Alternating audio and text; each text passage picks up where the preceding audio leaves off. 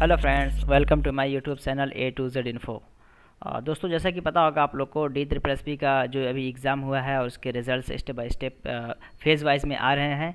और फिर D3+P ने अभी न्यू कैलेंडर यानी 2022 का जो कैलेंडर है एग्ज़ाम्स के, उसको भी रिलीज़ कर दिया, निकाल दिया। आपको दिख रहा होगा, ये ऑफिशियल साइट पे अवेलेबल है 28 दिसंबर 2021। तो इसमें हम टीचिंग वैकेंसीज़ के बारे में बात करेंगे और बहुत सारे वैकेंसीज़ है, लेकिन हम उन वैकेंसीज़ पे नहीं जाएंगे, स्पेशली हम टीचिंग से रिलेटेड बात करेंगे। तो चलिए टीचिंग की तरफ हम चलते हैं। वैकेंसी यहाँ पे बहुत सारी निकलती हैं और लेकिन यहाँ पे सीटें फिर वैकेंट रह जाती हैं। उसके पीछे रीज़न क्या है? क्योंकि एग्ज़ाम के साथ कहीं न कहीं एक तरह का डिफ़िकल्टी है और इसके अंदर कहीं न कहीं कमी भी है, जिसकी वजह से हम इसको क्रैक नहीं कर पाते हैं। तो ऑलरेडी आपको पहले से इसके लिए प्लान करना पड़ेगा या फिर अभी से आप प्रिपरेशन करना स्टार्ट कर दीजिए। पहले हम समझते हैं पीजीटी के बारे में। पीजीटी के से रिलेटेड यहाँ बातें की गई। पीजीटी लेक्चरर पोस्ट जो सब्जेक्ट्स वाइज है, हिंदी है, हिस्ट्री है, पॉलिटिकल साइंस है, economics, geography, mathematics, commerce, physics, chemistry, biology और sociology, home science, physical education, इन सारे एग्ज़ाम्स, ये सारे एग्ज़ाम्स या आप पीजी किए हुए हैं, मास्टर आपके पास है इन सब्जेक्ट्स में, तो आप इसके लिए अप्लाई कर पाएंगे। ठीक है, अब यहाँ पे देखते हैं issue of advertisement for vacancies for combined exam.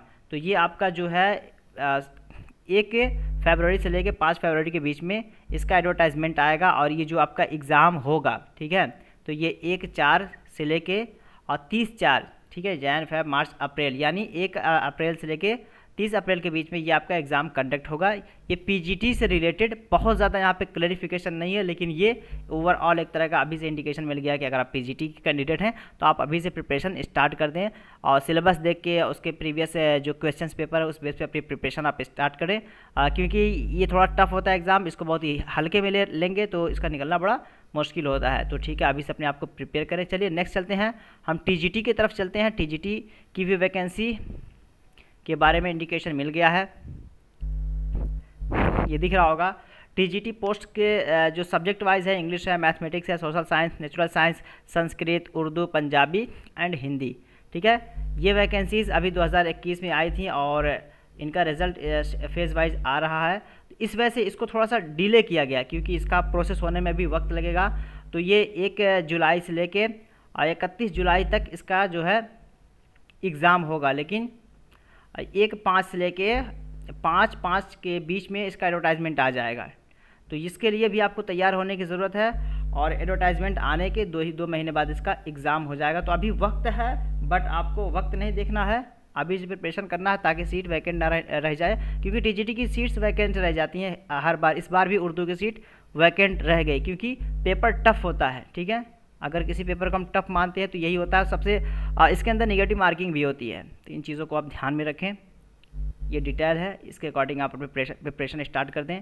और ख़ासकर उर्दू वाले जो हैं वो बच्चे फर्स्ट पेपर फोकस करें, सेकंड को बिल्कुल छोड़ दें, कोई दिक्कत नहीं। अगर वो 40 नंबर ला रहे हैं उर्दू में खाली, तब भी उनका सिलेक्शन पक्का है, अगर वो फर्स्ट पेपर में 40 ला दे रहे हैं। लेकिन क्या करते हैं उर्दू वाले, उर्दू में भी लग जाते हैं, उर्दू में अच्छा स्कोरिंग करने लगते हैं। यहाँ पे कंपटीशन है ही नहीं किसी से, सिर्फ आपको क्वालिफाई करना है। दोनों पेपर क्वालिफाई करेंगे 100% आपकी जॉब पक्की हो जाती है। लेकिन क्वालिफाई नहीं कर पाते हैं उर्दू सब्जेक्ट के जो बच्चे होते हैं, वो मैं कहूँगा कि वो फर्स्ट पेपर पर फोकस करें, सेकेंड को बिल्कुल छोड़ दें। उसमें नहीं भी पढ़ेंगे तो आपका 40% आ जाएगा। और दीगर सब्जेक्ट वाले, अदर सब्जेक्ट वाले भी अपने, चूँकि अदर सब्जेक्ट वाले जो होते हैं उनका फर्स्ट पेपर तो स्ट्रांग होता है, बट उनका कंसर्न सब्जेक्ट टफ होता है, तो अपने कंसर्न सब्जेक्ट पे करें। क्योंकि टीजीटी के जो क्वेश्चंस होते हैं वो अबाउट 12th क्वेश्चंस पूछ लिए जाते हैं, तो कहीं ना कहीं डिफिकल्टी लेवल उसका बढ़ जाता है। चलिए अब आते हैं नेक्स्ट, हम पीआरटी की भी वैकेंसी इसमें है।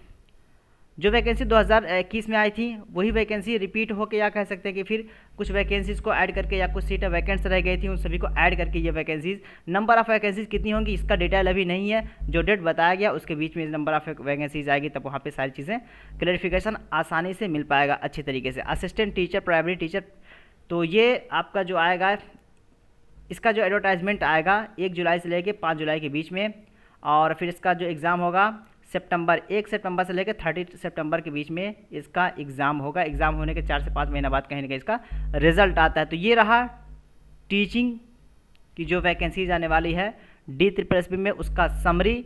इसके अकॉर्डिंग आप अपने आप को प्रिपेयर करें अब ये सोचने की ज़रूरत नहीं है वैकेंसी आएगी कि नहीं। अगर ये वैकेंसी का कैलेंडर निकल गया है तो वैकेंसी जो टाइम बताएगा उस पर 100% आएगी। Just be ready to start your preparation right now. तो चलिए फिर मिलते हैं नेक्स्ट वीडियो में।